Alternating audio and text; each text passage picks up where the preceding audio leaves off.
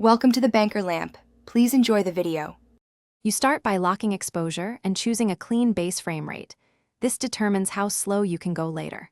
Once done, set shutter speed roughly double or a bit higher than your frame rate for controllable blur. For example, if you shoot 60 FPS, use 1/125 to retain definition.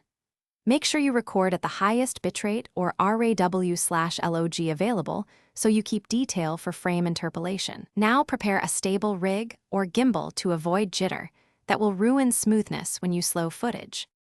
You need to control motion and light simultaneously. Start tracking the subject with smooth moves or lock the camera on a tripod to let subject motion create the blur you want. Once your shot is composed, use ND filters to keep aperture and shutter choices balanced without overexposing. This preserves depth of field while enabling longer exposures for silky blur. Make sure lighting is steady. Flicker from strobes or cheap LEDs will break the interpolation later. If using gimbals, practice the move slowly and repeat it for clean frames.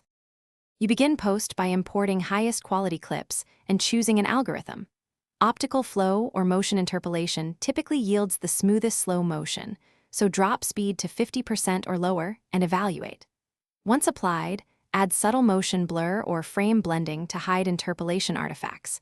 Selectively mask problematic edges or backgrounds to avoid warping.